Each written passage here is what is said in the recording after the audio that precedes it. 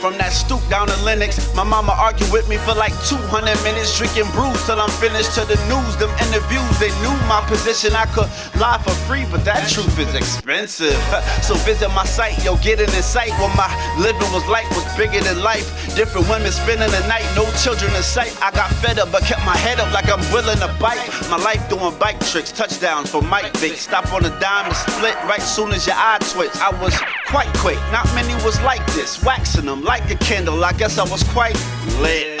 I heard they mad, I deserve to brag. I'm in my bottom line Birkin bag, and I ain't trying to waste a whole lot of time with this rhyme. But after this, we getting straight to the bottom line.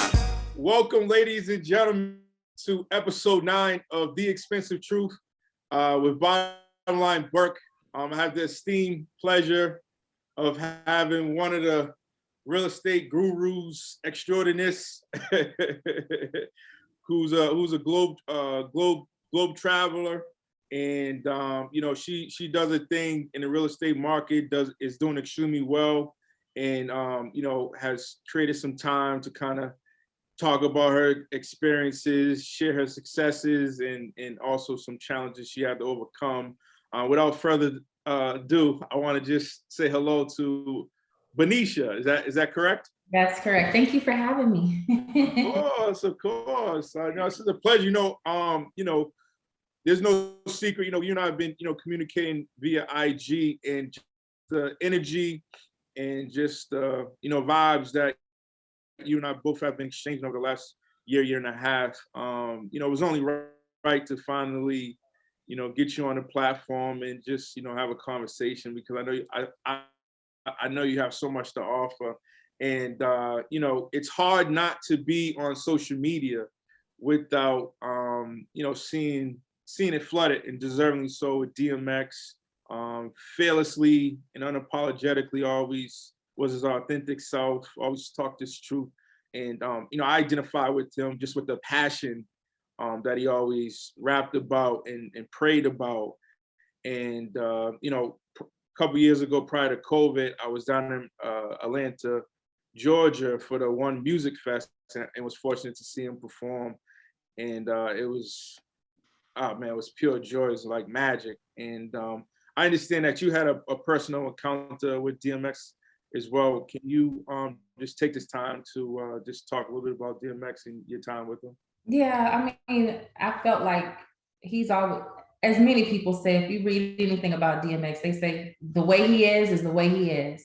Yeah. His raps are true. He didn't write about cars and guns and things that he didn't know about. He talked about real life. Yeah. And I did a music video for him called Party Up. Yeah, okay, yeah, Party. Oh, yeah, of course. Yeah, and they filmed it in LA. There are actually like 3 different versions of the video. I'm in the one when it was like it was a club thing. Yeah. And we were on set. I was one of the main girls that was in the video. So obviously I had my own trailer. So I was able to experience the artist from a different perspective than an extra. Yeah. And, he was just a cool person. Like, the things that he talked about were real life scenarios, and that's just who he was. And he'll definitely be missed. Yeah, and that's the thing that I always love too, because like you're saying, a lot of the subject matter that he just talked about very freely, some people duck and avoid. Even during his concerts, during different sets, when he's setting up the next song, he'll give you a real life example. And so that's the stuff I always appreciated. So I don't expect nothing less than everybody, sharing their testimonies and just, giving us love. And I know on one hand, I know Master P made a statement about, imagine if we can always show people that type of love while they're living. But it's just one of them things about life where I just think that you don't always have the answer. I think that's just by design. But I think X knew. I think he got his love while he was living. He wasn't absolutely loveless. Like even when he went on different shows, or if he was, what's the one with Noriega on Revolt? Oh, Drink Champs. He was on Drink Champs just recently, not that long ago. Yeah. He looked good too. And I remember, like, he was his weight was up. Exactly. And, he's always fun.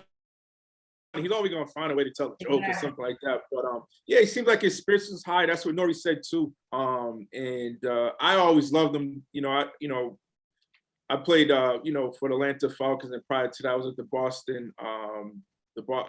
Boston College Eagles. But I was an X position, so we used to always be like, what? You know what I mean? Because X was that energy. That was a whole movement, right? Yeah. It's like its own language. Yeah. It's like you know what I mean. It's and we just know exactly where it came from. Yeah, exactly. Energy. I'm like, what? Yo, we ain't ready. What? So yeah, man, it's just joy, man, and that he's getting his fly, and it's like he's synonymous to me with like Swiss Beats, and so like when I immediately think of DMX, I think about Swiss Beats because all the years he's always been in his corner, and when people left him for let him figure it out type thing, he always is there, and that type of love is so rare, and I always think about him as well. So but no, speaking of Swiss too, he's reinvented himself. He's done a great job of building businesses like what's it called, Triller. And he went to Harvard Business School, and just making sure that he diversifies his business portfolio. And I know one of the specialties for you is in the real estate market. Can you talk a little bit about what transpired that attracted you to go in that direction? Because you're so talented and so intelligent that I'm sure you have multiple options to pursue. So initially, I purchased my first property when I was 19, and Wow. 2-bedroom, 1-bathroom house in California. California, And okay. so I held that property. I flipped it after 2 years, and then after that, I bought another one. And that sparked my relationship with real estate. Okay. I come from a first-generation American household. Yep. So my mother was born in Guatemala. So I was born in the United States. Okay. And none of my family came here with anything. They all migrated from overseas, Okay. from Guatemala. So how did you know at such a young age the steps that led you to acquire your first home at such a young tender age of 19, especially given that the background you just detailed about your parents coming from Guatemala? Yeah. So I graduated high school early. I took a weekend off on that Friday, and that Monday I started college. And so I was always spearheading the things and the things that were going on in my family. First, to go to the military. This is my real military jacket. But I do wear it as a fashion statement now. Yeah. But I was thinking that looked like a real high thread count on that coat. Real. This is real. Got a little something on there, a little sticker on there, something. But yeah, I was always one that was just driven, and be it that I had the credit and I had a good job, and it wasn't a lot of money, but I was like, I want to buy something. Okay. And I was always one to always take initiative. So that's kind of where it all began with me. It was a mindset thing. Okay. Now, was it something while growing up? Was it a conversation that you heard, or was it just simply through observation, just in your coming and goings of people? Because it seems like it was so singular, and a lot of times people go to college to figure out what to do, but here you are, graduated high school early, and you already had your mind made up what direction you want to do it, and purchase a property in California, which is arguably what top 3 toughest market states to purchase property. How did you go about saving? How did you know how to save, and how did you know about your credit so early? So it's funny because I also worked for a telecommunications company, okay, and I bought stock in that company. I don't know why I did this stuff. I just did it. Was a good listener? Was like, people, because a lot of times you get on a job, they say, hey, here, you got stock options, you got 401k, you got this, you got that. A lot of people are dismissive about it, but it sounds like you just kind of said, okay, this is what's available. Let me take advantage of it. Take advantage of the opportunities. And that's really what it was. I feel like we're all afforded the same opportunities. It's up on us to take advantage of it. We live in, we're not free, but we are, they call us free, right? So Right. that means that if I see a piece of dirt, they can't say because you're Black, you can't buy it. They can't do that anymore.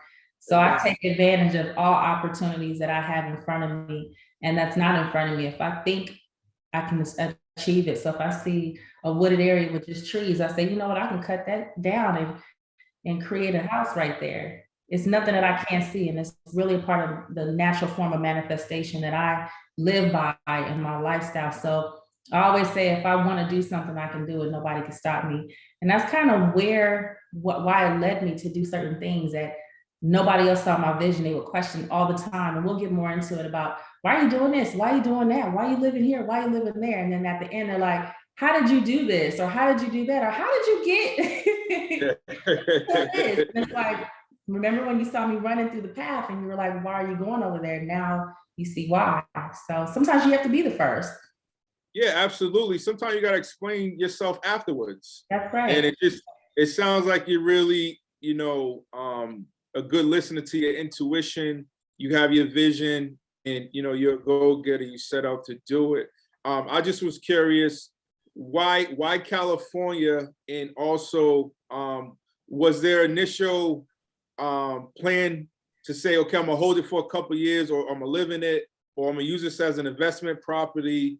What was the mindset at that time? Yeah, to go back to the initial question of how was I able to purchase, how did I get the financing? So when I was 15 years old, I got discovered by the Gap. And I was actually walking through the mall with my mom, and some guy just walked up to us and was like, you should model. And I was like, okay. And we went right into the Gap store, true story. They took us straight to the back, and I signed papers right then and there. I didn't have an attorney or anything. Thank God it was legit. I wouldn't recommend that to anybody today. But from the Gap, I started doing a bunch of things, and I got into the industry, and I did a big Coca-Cola commercial. And that paid me for like 20 years after I did it. And because of all the stuff that I was doing in the modeling industry, I was able to have money in my bank account. So when the time came for me at 19 to go and have an opportunity, it presented itself, that's where I was able to get the down payment from. Yeah. Oh, okay. No, that makes perfect sense. So were you what's it called? SAG member? You did a Coca-Cola? I never got my SAG card. I didn't have to speak in the Coca-Cola commercial, but I did. I got I'm like one basically ticket away from having my SAG card. I can relate because I got picked to do a Chunky soup commercial. Mm-hmm. And the same thing. I was SAG eligible, but I didn't pay the $1,400 due fee, mm-hmm. But I did the commercial anyway. But I wanted to kind of get into the details and keep it simple and plain for all the young boys and girls, or even men and women who have desires of purchasing their first piece of property. What exactly are the steps of doing that before I get into other questions? Sure. So at this point, where we are today, there's pretty much three options.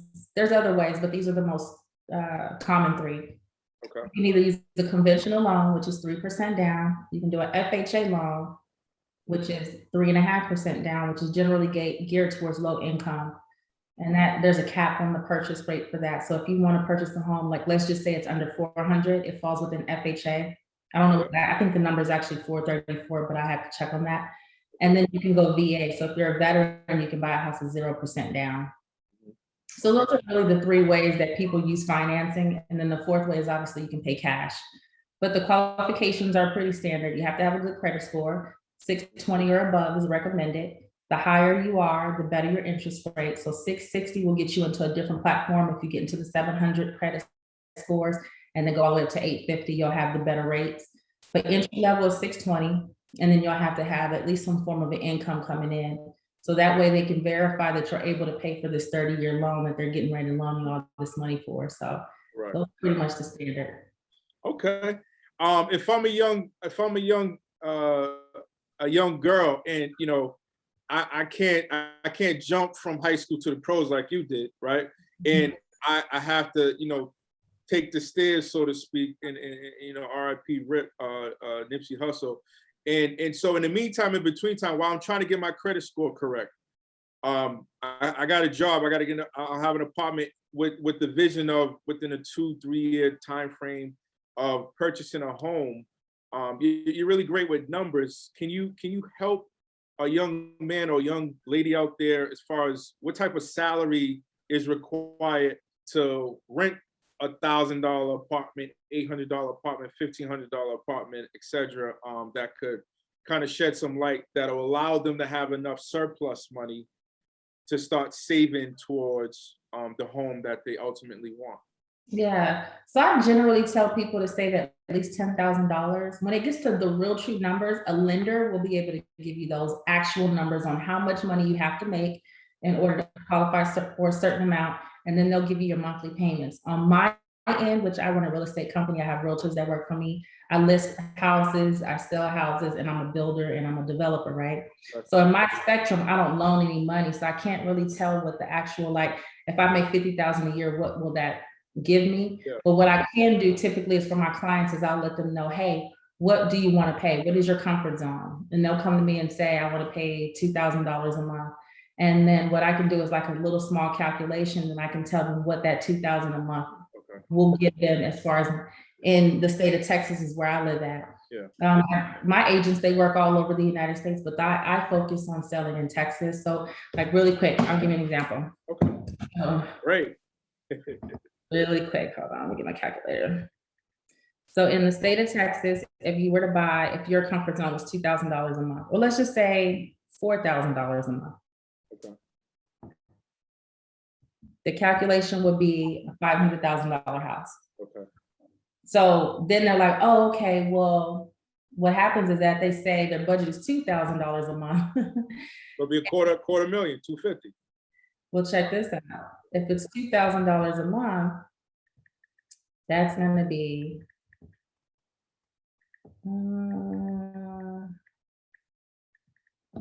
like what did you say? 250. Exactly. So 250,000 in Dallas right now is hard to find because the market is up. So let's just.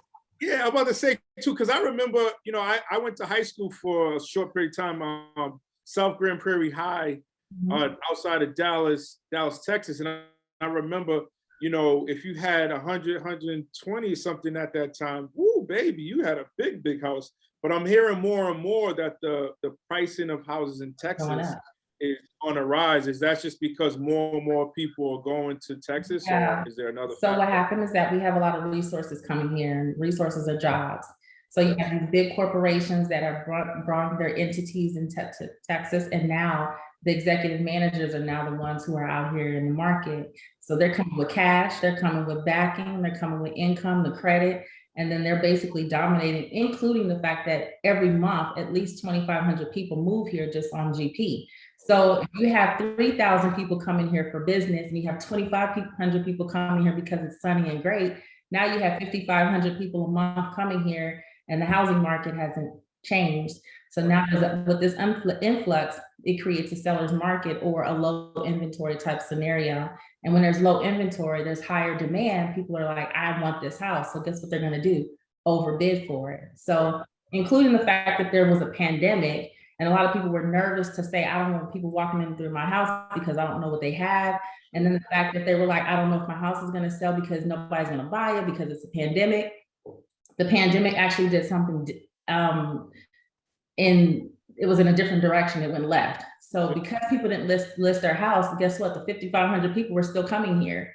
So it didn't stop anything. And our state is open compared to like how California was shut down for a while. New York City, they still aren't 100% open. So it's like, we're Texas, Florida, and Georgia are the ones that are really on fire as far as our markets too, because we're the only ones that are really truly open. So yeah, honestly, about 6 or 7 of my friends, that's all they're talking about right now, whether they're buying a house, selling a house, and they're scattered throughout the country. So yeah, it just seems like right now it's just extremely busy.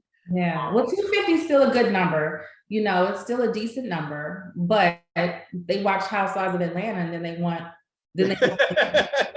like, I didn't get what I saw on TV. And it's like, no, you didn't. You gotta come up a little bit.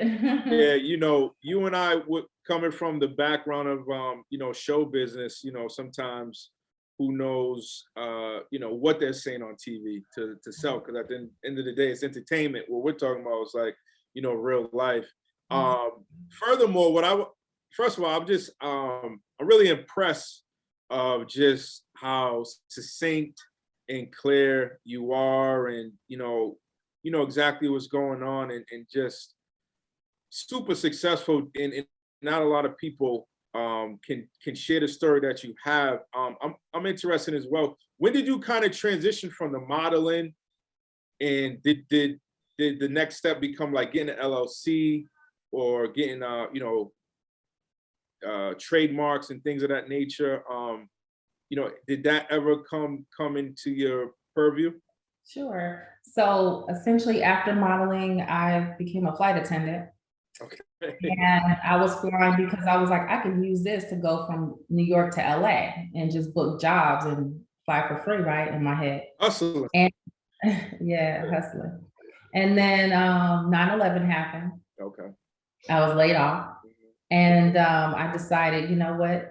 The police job is never going to go away. There's always going to be crime, and 9/11 exemplified that. It was like, okay, the highlight is that there's criminals out there who want to do harm to the United States.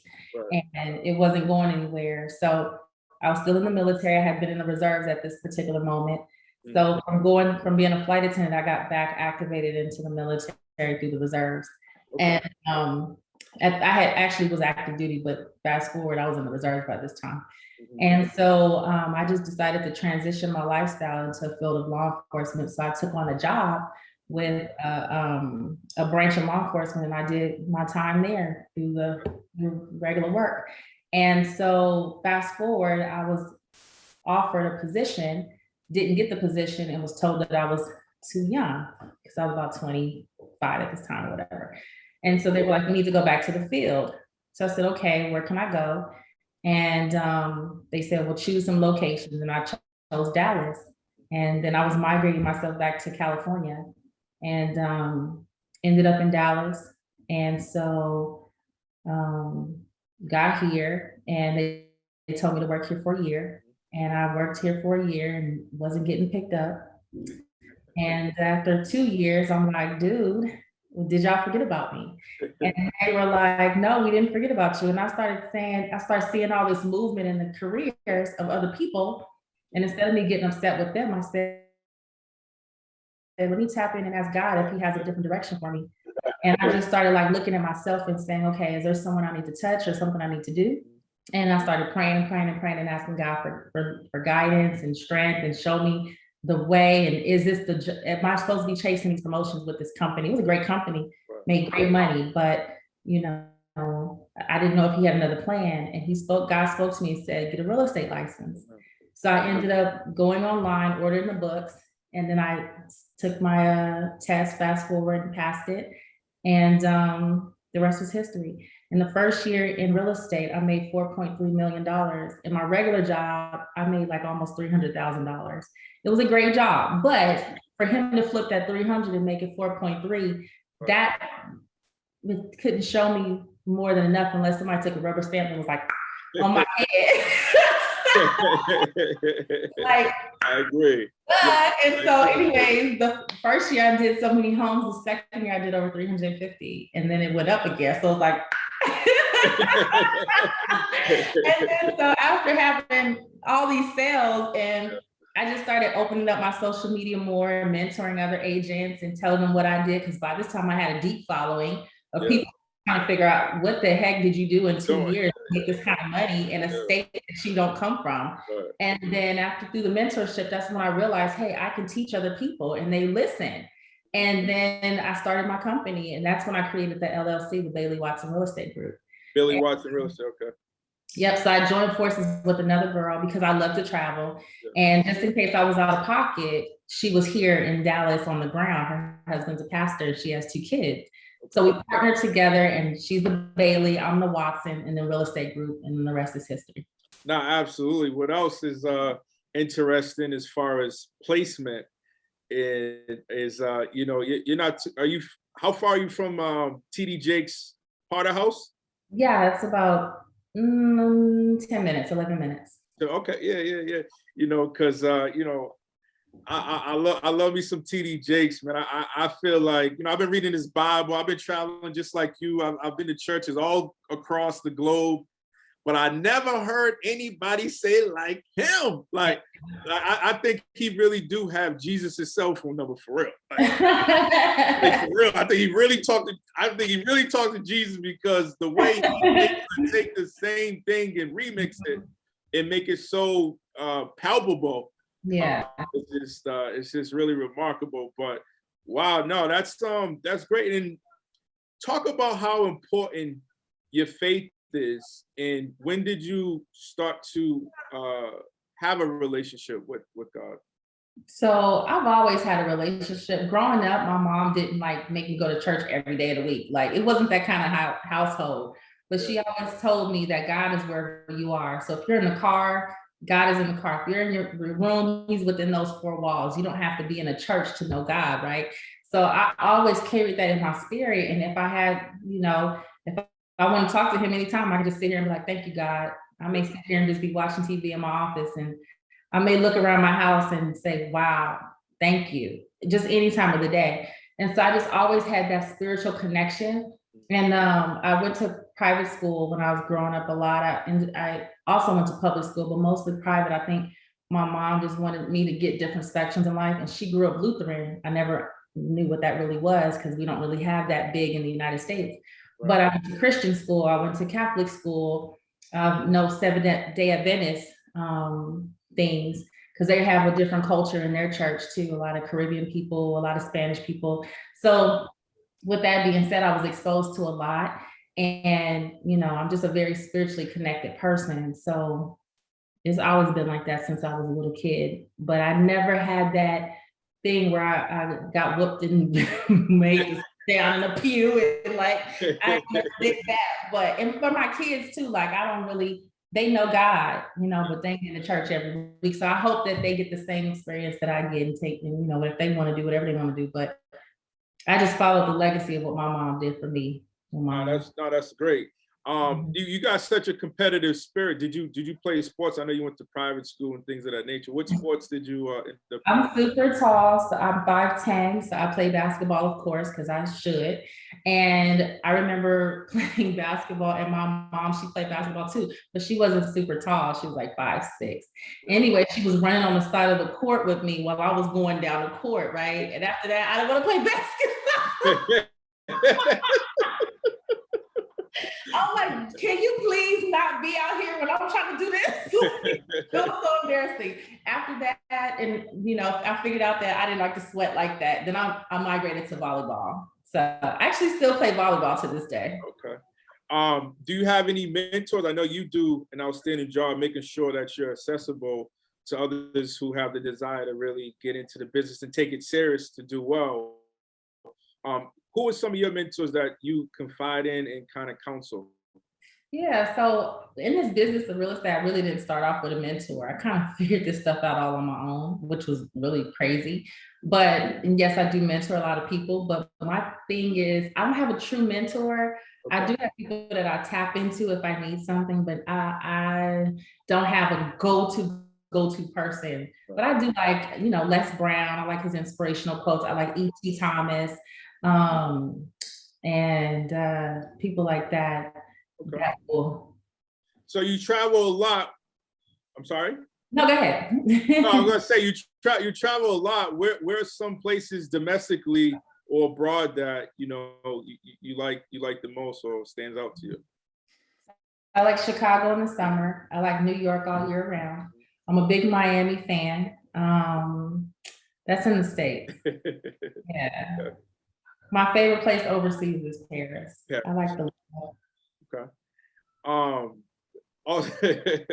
Also, one of the things that a lot of people have difficulty doing is reinventing yourself. And it sounds like in just brief conversation, you did it 3, 4, 5, 6 times and are willing to do it again.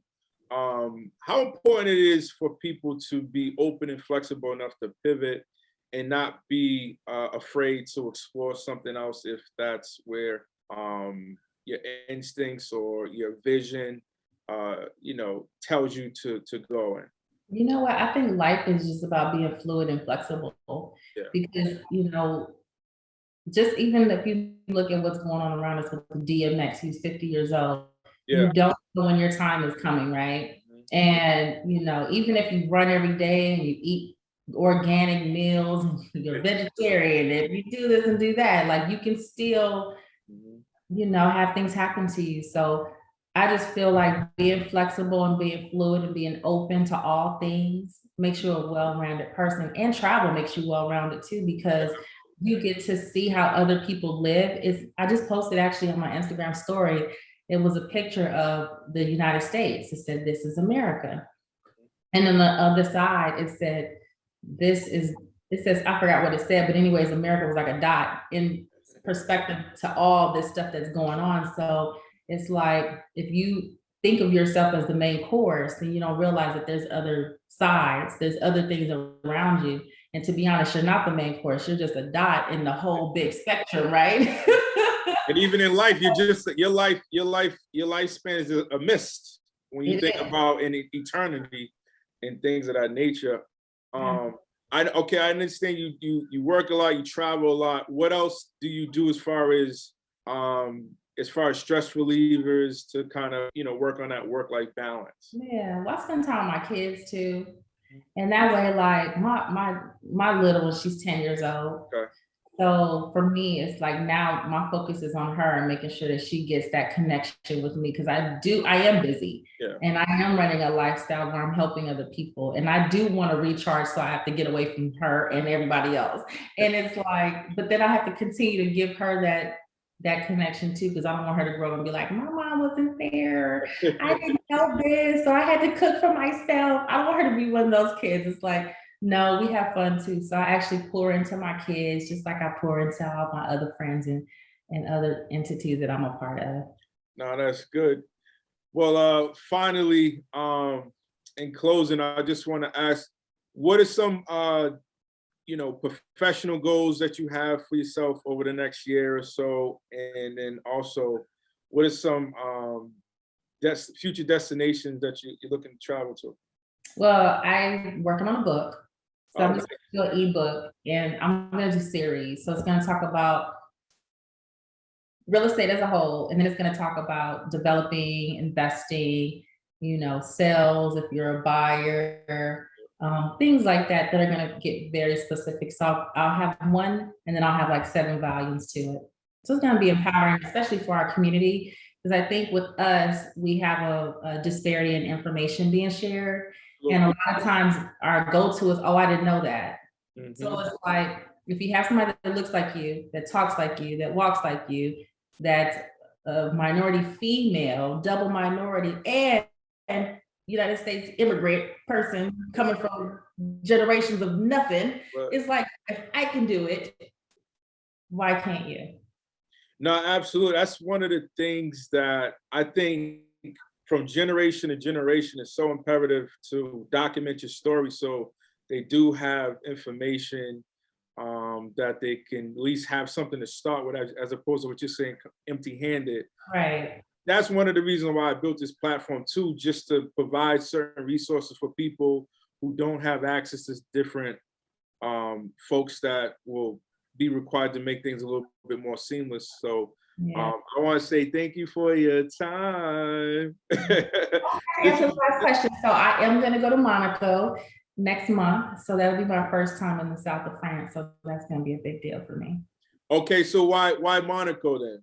The Formula. There's a dot, and then there's the whole. I got invited to the. Why Monaco? Why Monaco? I got invited to the Formula One races down there. Ooh, okay. Yeah. That's gonna be quite the feat. I know a few people, not a lot of people, but I know a few people who've done that, and the way the cars go around, it's the noise and just the experience. It's like breathtaking. Is the feedback that I got. Yeah. I'm more excited about the yacht. So. Boats. So I'm more excited about the boat experience, but too. Right. No, absolutely. Jamal, what are you talking about? Some cars. I'm talking about the water and the boat and the yacht. Yeah, it's gonna be beautiful. No, that's dope.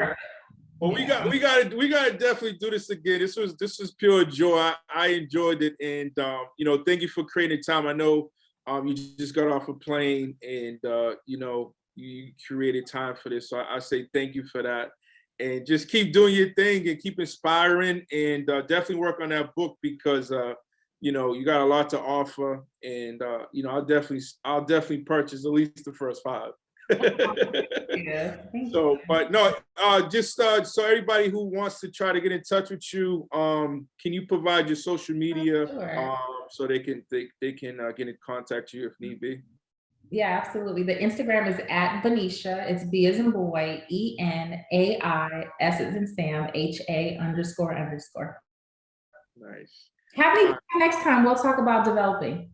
Yes, we'll do a part 2, and we'll talk about the development and much more. But enjoy the rest of your Saturday, and you know, thank you for your time. I really appreciate it. Thank you. All right, take care. You too.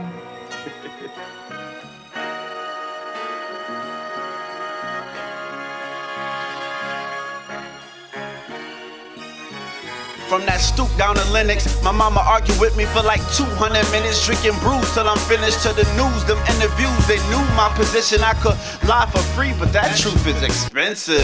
So visit my site, yo, get an insight. What my living was like was bigger than life. Different women spending the night, no children in sight. I got fed up, but kept my head up like I'm willing to bite. My life doing bike tricks, touchdowns for Mike Vick. Stop on a dime and split right soon as your eye twitch. I was quite quick, not many was like this, waxing them like a candle. I guess I was quite lit. I heard they mad, I deserve to brag. I'm in my bottom line Birkin bag, and I ain't trying to waste a whole lot of time with this rhyme. But after this, we getting straight to the bottom line.